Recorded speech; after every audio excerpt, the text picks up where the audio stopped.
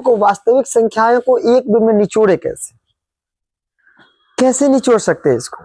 ठीक है, तो देखिए ध्यान दीजिएगा कि भाई ये वास्तविक संख्याओं को मैंने अपने हिसाब से इसको नोट किया और मैंने देखा कि इस वास्तविक संख्याएं में मतलब ज्यादा कुछ है ही नहीं, लेकिन फिर भी हम लोग उसमें थोड़ा सा मतलब उलझ जाते हैं, कहते हैं चैप्टर कंप्लीट नहीं है, कंठस्थ नहीं है, क्या है नहीं है, ये बन रही एक्सरसाइज की ना बन रही, मतलब इस तरह से अपने में वो क्या होता है ना कि डर बन जाता है। ठीक है, तो उसके लेकर मैंने देखा कि इसमें मतलब क्या है, चैप्टर के अंदर में क्या है।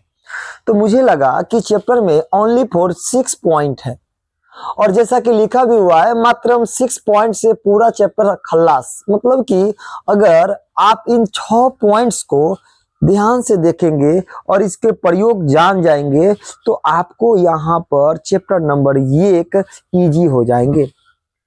ठीक है, तो पहला पॉइंट है इसमें संख्याओं की समझ।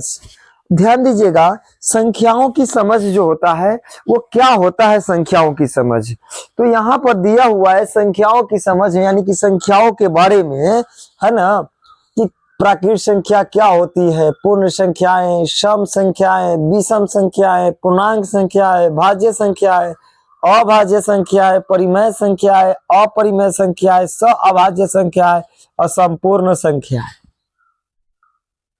ठीक है, तो ये सारे के सारे चीजें हम लोगों के पास में है और ये टॉपिक हमको कंप्लीट होना चाहिए। ठीक है, इसमें अगर डाउट हो तो फिर अलग बात है, कोई दिक्कत नहीं है, हम लोग फिर देखेंगे इसको। पहले नंबर 2 है परिमेय और अपरिमेय संख्या की पहचान। बिल्कुल आपको परिमेय और अपरिमेय संख्याओं को, सब तो संख्याएं हैं, इसमें टोटल संख्या के बारे में ही बात है, लेकिन इसमें जो है कि परिमेय और अपरिमेय संख्या का पहचान करना है। और कभी कभी आपको ऑब्जेक्टिव में सीधे पहचान करने के लिए दे देगा, कभी कभी आपको साबित करने के लिए दे देगा सब्जेक्टिव में। ठीक है, तो ज्यादा दिमाग लगाने की जरूरत है नहीं, है ना। अगला है शांत और अशांत। एकदम जो है कि भिन्न दिया होगा और उसका दशमलव प्रसार बोलेगा कि शांत है या अशांत है, या शांत आवर्ती या अशांत अनावर्ती। तो इस प्रकार से जो है कि दिया रहेगा, इसीलिए लिख दिए शांत और अशांत। अगर नहीं पहचान में आ रहा है तो फिर इस पर हम लोग चर्चा करेंगे। ठीक है, घातांकीय रूप, कोई भी संख्या होगी उसको अभाज्य गुणनखंड तोड़ने के बाद उसमें जो है कि पूछता है इस संख्या में मान लिया जाए 140 है तो इसके अभाज्य गुणनखंड में 2 की अधिकतम घात क्या होगी। ठीक है, उसी तरह से और क्वेश्चन देगा। ठीक है, यूक्लिड विभाजन एल्गोरिथम का प्रमेय। ध्यान दीजिए, यूक्लिड विभाजन एल्गोरिथम का प्रमेय आप लोग बढ़िया से पढ़े होइएगा। ठीक है, जो यूक्लिड विभाजन एल्गोरिथम का प्रमेय जो होता है क्या होता है, ए बराबर बी क्यू प्लस आर होता है। ठीक है, अब है मस तथा लस, यानी कि एचसीएफ और एलसीएम आपको ज्ञात करने के तरीका पता है तो इस चैप्टर खत्म होने वाला है यहाँ से। ठीक है, तो सबसे पहले हम लोग बात करेंगे कि संख्याओं की समझ, यानी कि विभिन्न प्रकार की जो संख्या होगी हम लोग उसको बात करेंगे। देखिए एक चीज मन में जिज्ञासा होता है जानने के लिए कि संख्या क्या है, व्हाट इज नंबर। सोच के देखिए संख्या क्या है, संख्या न होता तो क्या होता। ध्यान दीजिएगा, संख्या एक आइडिया है ना, नंबर इज आइडिया, मतलब संख्या एक ऐसी अंदाज है जिससे हम किसी वस्तुओं को इंगित करते हैं, सूचित करते हैं, लिखते हैं, है ना। और ये संख्याएं की जो उत्पत्ति हुआ ये जानने के लिए हम लोग कभी सोचे ही नहीं, सिर्फ पढ़ते हैं 1 2 3 4। तो इस प्रकार की जो भी संख्याएं हैं अनंत तक, उस तो बना है 9, 1 से लेकर 9 तक की संख्या और एक 0 पूर्ण संख्या। तो ये सारे संख्या की उत्पत्ति कैसे हुआ, है ना। आइए हम जानते हैं थोड़ा सा। हमको लगता है कि इस संख्याओं का जो उत्पत्ति हुआ होगा वो कोण के आधार पर हुआ होगा। अब देखिए कैसे कोण के आधार पर हुआ होगा उसको समझिए, थोड़ा सा समझने के प्रयास करते हैं हम लोग एक मौखिक के तौर पर। ठीक है ना। इसका हम आपको मतलब एक समझने के तौर पर बता रहे हैं, इसका प्रमाण नहीं है, मतलब एक मैं अंदाज लेके बता रहा हूं। ठीक है, कि आखिर में एक जानने की इच्छा होना चाहिए कि संख्या का जो है कि खोज कैसे हुआ होगा। तो मुझे जो लगा, मेरे जो दिमाग में आइडिया आया, तो मुझे लगा कि एंगल के हिसाब से संख्याओं की उत्पत्ति हुआ होगा। ठीक है, अभी तक मैंने जानने के प्रयास किया लेकिन नहीं जाना था, लेकिन फिर भी इसमें मेरा मतलब थोड़ा सा अध्ययन के हिसाब से मुझे लगा कि संख्याओं की जो उत्पत्ति हुआ होगा वो एंगल के हिसाब से होगा। कैसे? ध्यान दीजिए, यहां पर हम लोग लिखते हैं एक, और यहाँ पर एक दो गो भुजाओं के बीच के जो है कि एक एंगल बना। देखिए यहाँ पर एक एंगल बना है, तो यहाँ पर हम लोग इसको बोलते हैं एक। हम लोग दो ऐसे लिखते हैं, ठीक है, लेकिन इसको अगर समझने के लिए लिखा जाए तो दो इसी प्रकार का है, तो इसमें दो ठो एंगल हो जा रहा है। एक एंगल यहाँ पे हो जा रहा है और एक कोण यहाँ पे हो जा रहा है, दो ठो कोण हो जा रहा है, तो इस प्रकार से बन गया दो, जो मुझे लगता है। और आप लोगों को क्या लगता है? अगर आप लोग अच्छा जानते हैं तो हमको बताइए। और यहाँ पर जो है कि तीन है, ठीक है, तो यहाँ पर जो है कि तीन ठो एंगल, एगो एंगल, दो गो एंगल और एगो इधर से बन गया, तीन गो एंगल। तो तीन में तीन एंगल से हो गया। चार में उसी तरह से, है ना, इस प्रकार के चार में जाइएगा तो आपको जो है कि, है ना, एक दो तीन एगो रह गया, ठीक है। लेकिन हम लोग चार और तरह से लिखते हैं, ऐसे लिखते हैं। तो इसमें देखिए एक एंगल, दो एंगल, तीन एंगल, चार एंगल, ऑटोमेटिक है ना। उसी तरह से जो है यहाँ पर अगर जाएंगे तब पांच में भी जाएंगे तो हमें लगता है कि पांच गो एंगल पूर जाना चाहिए। एक, दो, तीन, चार, ठीक है, चार ठो एंगल पूरा है।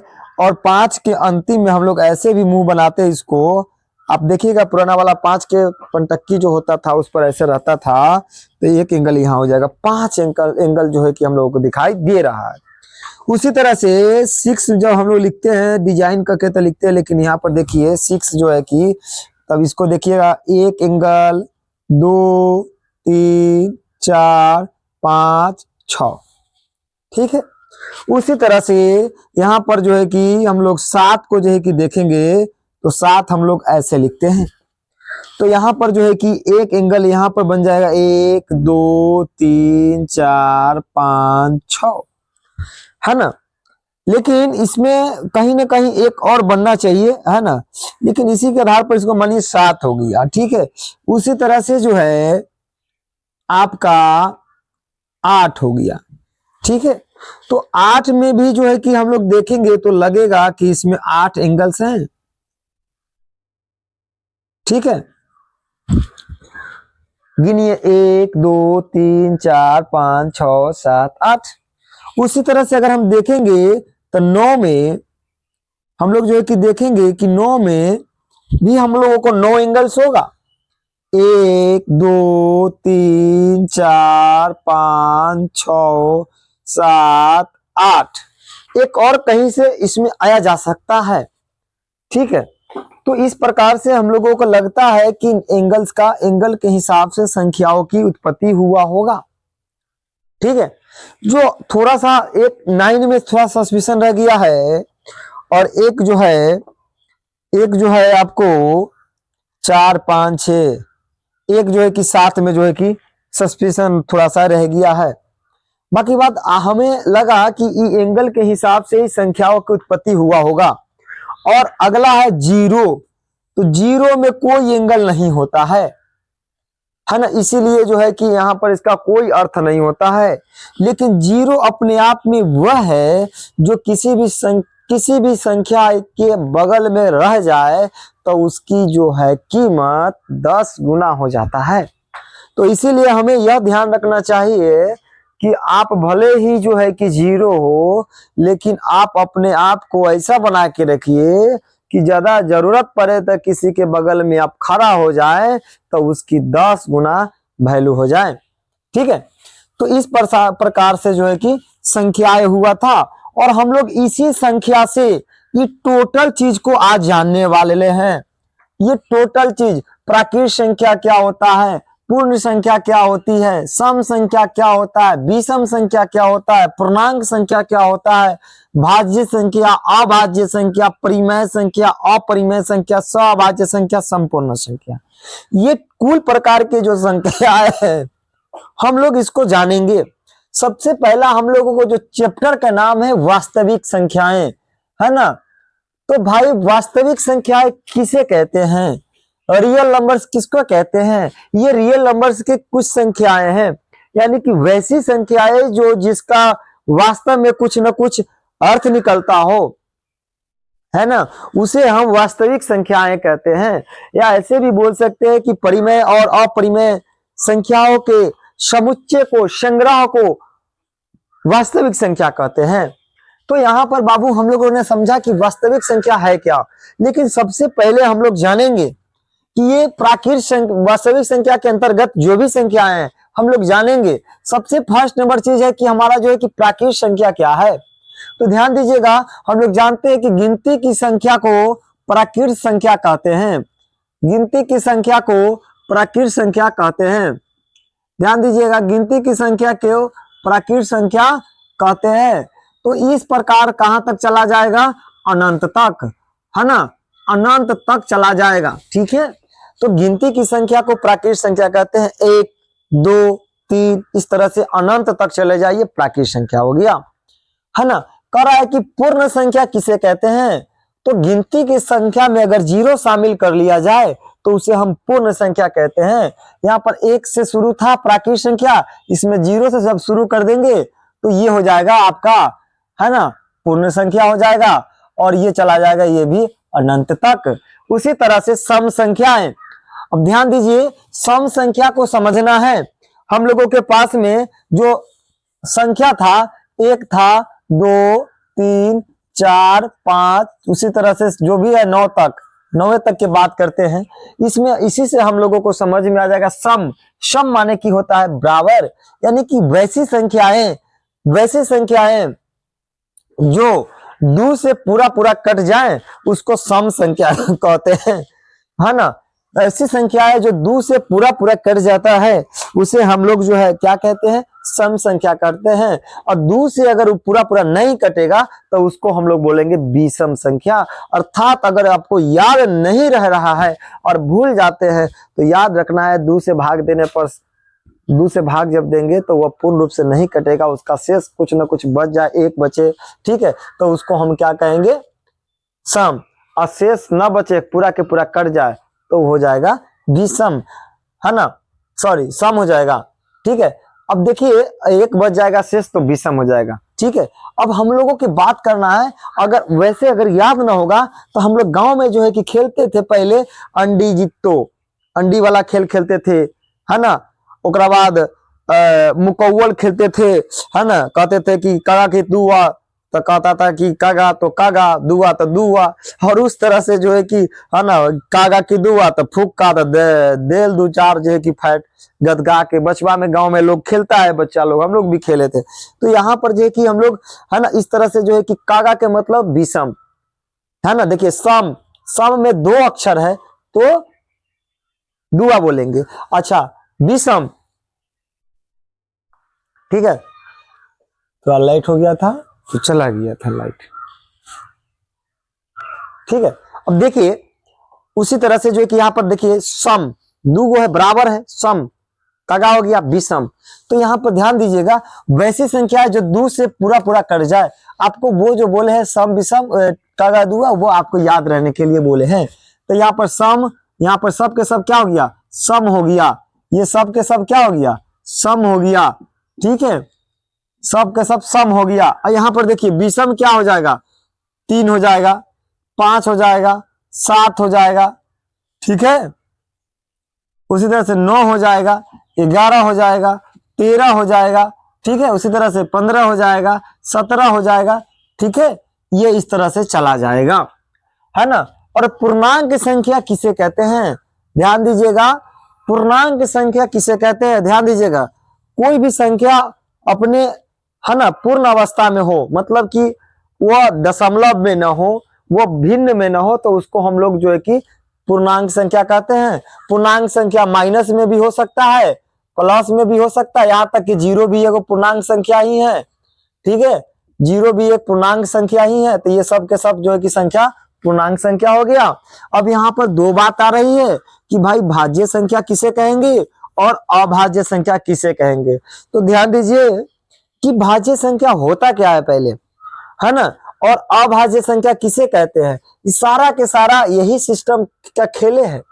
प्राकृत संख्या से ही पता चल गया, इसी में था दूध नहीं, तो उसी तरह से भाज्य संख्या किसे कहेंगे, यानी कि वैसी संख्या है जिसको, है ना, जिसको अभाज्य गुणनखंड करने पर वह मतलब उसका उसका जो कटान हो वो 2 से ज्यादा हो, है ना, जिसका अपवर्तक 2 से ज्यादा हो, यानी कि जब वैसी संख्या है जो 2 से ज्यादा बार कटे, गुणनखंड 2 से ज्यादा हो, है ना, 2 से ज्यादा हो, 2 से कम 2 नहीं, 2 से ज्यादा, यानी कि 3 4 इस तरह से जब हो जाएगा तो उसको हम भाज्य बोलेंगे। जिसका अभाज्य गुणनखंड अगर 2 हो, है ना, और जो संख्या है अपने आप से ही कटता है और 1 से कटता है, उसको बोलते हैं अभाज्य। तो भाज्य हम किसको बोलेंगे। और देखिए यहाँ पर 9 तक की संख्या दिया हुआ है, ये 1 से कटेगा अपने आप से, तो भाज्य संख्या होगा नहीं। यो 1 से कटेगा, 2 से कटेगा, ये भी भाज्य संख्या होगा नहीं। तीनों 1 से कटेगा, 3 से कटेगा, भाज्य संख्या होगा नहीं। 4 है, 4 क्या है, 1 से कटेगा, 2 से कटेगा, 4 से कटेगा, यानी कि वैसी संख्याएं, है ना, जिसका अभाज्य गुणनखंड 2 से ज्यादा हो तो उसको भाज्य संख्या बोलेंगे। तो यहाँ पर क्या हो जाएगा, हमारा सबसे छोटी भाज्य संख्या पता है क्या है, 4 है ना। सबसे छोटी भाज्य संख्या क्या आया, 4 आया। हम लोग जो है कि सबसे छोटी भाज्य संख्या की बात होती है तो कभी कभी 2 लगा देते हैं और गलती कर लेते हैं, तो याद रखना है कि गलती हमें नहीं करना है। वैसी संख्याएं, है ना, जिसकी अभाज्य गुणनखंड, जिसका अपवर्तक 2 से ज्यादा हो तो उसको बोलेंगे भाज्य। और जो 2 हो या 2 से मतलब जो अपने 2 हो ही हो, मतलब जिसका वर्तक 2 ही हो केवल, जो अपने आप से कटे और किसी से ना कटे, यानी कि वो बेकहल इंसान हो जाता है, उसको हम लोग प्यार से अभागा भी कह सकते हैं। देखिए यहाँ पर देखिए 2, देखिए 2 यहाँ 1 से कटा है, 2 से कटा है, बाकी बात किसी संख्या से नहीं कटेगा, तो 2 से कटा, अपने आप को बात माना, एगो 1 के बात माना, तो इसको हम अभाज्य संख्या कहेंगे। तो सबसे छोटी अभाज्य संख्या 2, ठीक है। उसी तरह से 3 भी क्या हो जाएगा, अभाज्य संख्या। उसी तरह से 5 क्या हो जाएगा, अभाज्य संख्या। उसी तरह से 6 क्या हो जाएगा, तो 6 को देखिए 1 से कटेगा, 2 से कटेगा, 3 से कटेगा, और जो है कि 6 से भी कटेगा, तो ये इसलिए 6 क्या हो गया, भाज्य संख्या हो गया। उसी तरह से 7 क्या हो जाएगा, अभाज्य। 8 क्या हो जाएगा, भाज्य। 9 क्या हो जाएगा, 9 क्या हो जाएगा, बिल्कुल गलत सोच रहे हैं कि अभाज्य होगा, 9 भाज्य होगा, 9 भाज्य होगा। ध्यान दीजिए ये 9 है, 9 1 से कटेगा, 3 से कटेगा और 9 से कटेगा, 2 से ज्यादा बार काटा, तो इसलिए ये भाज्य नहीं है, ये क्या हो जाएगी, ये सॉरी ये अभाज्य नहीं है, ये क्या हो जाएगी, भाज्य संख्या हो जाएगी। तो यहाँ पर क्या हो जाएगा आपका 10, तो 10 तो भी भाज्य हो जाएगा, 1 से कटेगा, 2 से कटेगा, 5 से कटेगा, 10 से कटेगा, उसके बाद 11। अब यहाँ पर एक सवाल आता है आप लोगों के बीच में, कभी कभी आपसे पूछा जाएगा कि भाई जुड़वा अभाज्य संख्या किसे कहते हैं, जुड़वा अभाज्य संख्या किसे कहते हैं। तो वैसी संख्या है जो सीरियली हो, जो अपने पड़ोसी हो, तो उसको जुड़वा अभाज्य संख्या कहते हैं। जैसे 2 3, जैसे 3 5, जैसे 5 7, सब बगल में, एक बीच का क्या आएगा तो जुड़वा कहलाएगा, ठीक है। लेकिन 7 11 होगा तो यहाँ पर जुड़वा अभाज्य नहीं होगा, 7 11 क्या हो जाएगा, 11 13 जुड़वा अभाज्य संख्या हो जाएगा। तो इस तरह से जो है कि आप लोग समझ सकते हैं, वैसी संख्या है जो अपने आप से करता है और 1 से करता है अभागा, जो 2 से ज्यादा से करता है भाज्य, ठीक है। अब बात आती है कि परिमेय संख्या किसको कहते हैं, परिमेय संख्या किसे कहते हैं।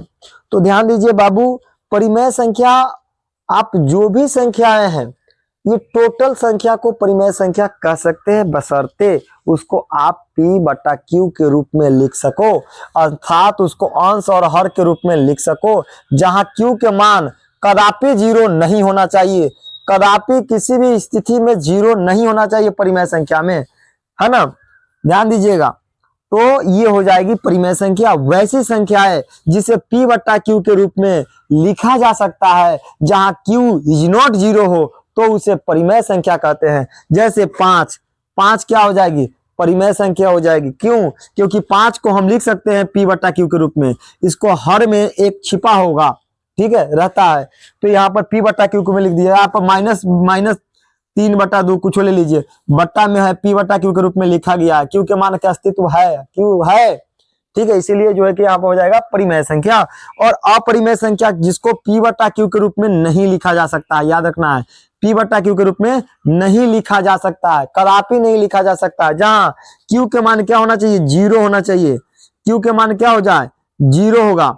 Q के मान क्या होगा, 0 होगा। वैसी संख्या है जिसको P बटा Q के रूप में नहीं लिखा जा सकता है, उसे हम क्या बोलते हैं, अपरिमेय संख्या बोलते हैं।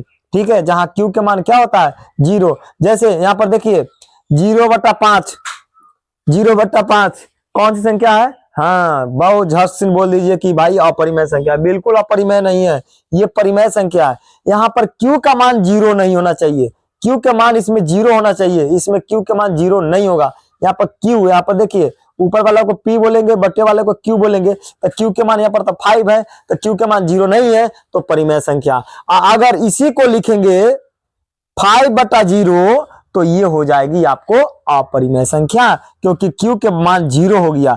तो अपरिमेय संख्या जो होती है उसके Q के मान 0 होता है, अपरिमेय में Q का मान 0 कदापि नहीं होता है। ठीक है, तो हम लोग आगे बढ़ते हैं। सअभाज्य संख्या किसे कहते हैं, तो ध्यान दीजिए बुआ, सअभाज्य संख्या आपको 1 नंबर के एक सवाल ऑब्जेक्टिव में रहता है, या तो सीरियली टॉप से दे दे 2-3 गो ऑप्शन, तो या ये डायरेक्ट पूछ दे कि सअभाज्य संख्या का मान होता है। तो याद रखना है कि वैसे दो संख्याओं का मसा 1 हो, दो संख्याओं का मसा 1 हो तो उसे सअभाज्य संख्या कहते हैं।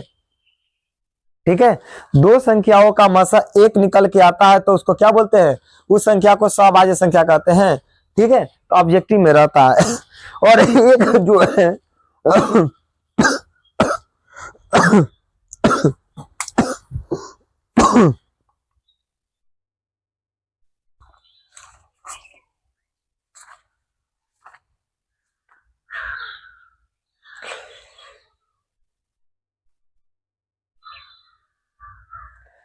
बड़ी इंपॉर्टेंट चीज है एक संपूर्ण संख्या, जो हम लोग कभी पढ़वे नहीं करते लगभग। ठीक है, तो संपूर्ण संख्या किसे कहते हैं, बड़ी इंपॉर्टेंट चीज है। और इस बार ऑब्जेक्टिव में इस पर मुझे लगता है कि एक प्रश्न सेट करेगा। ठीक है, क्योंकि बोर्ड ना वही चीज को थोड़ा सा चेंज करके एग्जाम में लेते रहता है, और अपने आप में एक इंपॉर्टेंट चीज हमें लग रहा है। ठीक है, तो यहां पर संपूर्ण संख्या किसको कहेंगे, मान लिया जाए यहां पर बहुत सारे संख्या लिखा हुआ है, यहां पर बहुत सारे संख्या लिखा हुआ है। यहाँ पर देखिए हम कुछ संख्या को लिखते हैं, है ना। यहाँ पर देखिए, यहाँ पर लिख लिए 5, यहाँ पर लिख लिए 9, यहाँ पर लिख लिए 6, 3 को संख्या लिखे हैं, और सारे के सारे अभाज्य गुणनखंड करेंगे तो 1 आएगा, 1 आएगा, और इसका गुणनखंड करेंगे तो 5 आएगा। ठीक है, दूसरा कुछ नहीं आएगा, इसको 1 आएगा, 3 भी आ सकता है और 9 भी आ सकता है अभाज्य गुणनखंड, है ना। तो ध्यान दीजिएगा, यहाँ पर 6 है तो 1 आएगा निश्चित, 2 आएगा निश्चित, 3 आएगा निश्चित।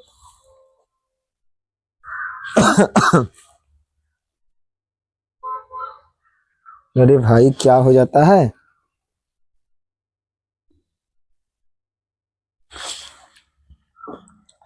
ठीक है।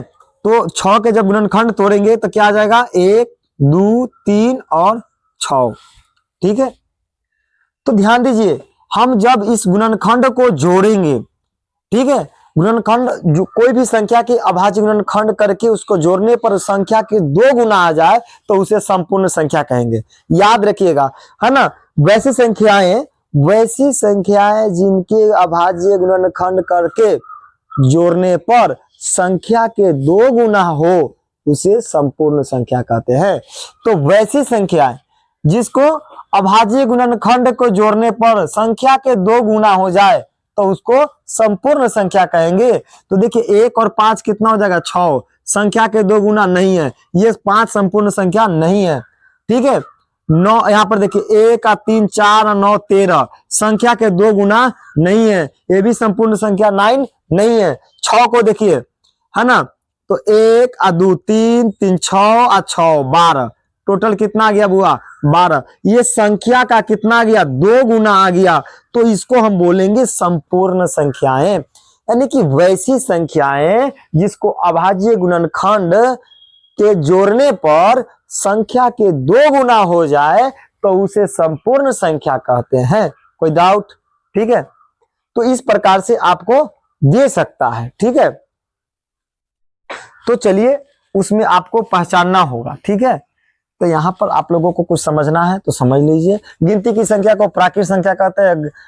प्राकृत संख्या में 0 शामिल कर दिया जाए पूर्ण संख्या कहेंगे, है ना। जो 2 से पूरा पूरा कट जाए सम संख्या, जो 2 से पूरा पूरा न कटे विषम संख्या, है ना। जो जिसका पूर्ण मान हो पूर्णांक संख्या कहेंगे। भाज्य संख्या जो 2 से जिसकी अभाज्य गुणनखंड यानी कि जिसका वर्तक 2 से ज्यादा हो, यानी कि 2 से ज्यादा बार कटे, अभाज्य गुणनखंड हो, तो उसको भाज्य संख्या कहेंगे। जो अपने आप से कटे और 1 से कटे, उससे बड़का भागा कोई न हो, उसको अभाज्य संख्या कहते हैं। परिमेय संख्या किसको कहते हैं? वैसी संख्या जिसको p/q के रूप में लिखा जा सकता है, उसको क्या बोलेंगे? परिमेय संख्या लिखे बोलेंगे, जहां पर q का मान कभी भी मतलब बट्टा में कभी भी 0 नहीं होना चाहिए। ऐसी संख्या अपरिमेय संख्या, तो वैसी संख्या जिसको p/q के रूप में नहीं लिखा जा सकता हो, अर्थात q का मान 0 होता है। जैसे √5 का जो है कि अपरिमेय हो जाएगा, है ना। और यहाँ पर देखिए, ठीक है, उसी तरह से देखिए सभाज्य संख्या, यानी कि 2 संख्याओं का मसा 1 निकलता है, उसको सभाज्य संख्या कहते हैं। और संपूर्ण संख्या किसको कहते हैं? तो वैसी संख्याएं जिसको अभाज्य गुणनखंड करने पर संख्या का 2 गुना वैसी संख्याएं जिसे अभाज्य गुणनखंड करके जोड़ने पर संख्या के 2 गुना हो जाता है, तो उसे संपूर्ण संख्या कहते हैं। जैसे 6, ठीक है ना, 6 हो जाएगा, 8 होगा, 1 2 4 8, 16 हो जाएगा तो होगा 1 2 3 3 4 7 8 15, बिल्कुल नहीं है, 8 भी नहीं है। 10 देखिए है 1 2 5 10, तो 3 5 8 और 10 18, ये भी नहीं है। संपूर्ण संख्या जो है, संपूर्ण संख्या तो आप निकाल सकते हैं ना, अभाज्य गुणनखंड के जोड़ लेंगे, कोई दिक्कत नहीं है। तो हम लोग आगे बढ़ते हैं, कोई दिक्कत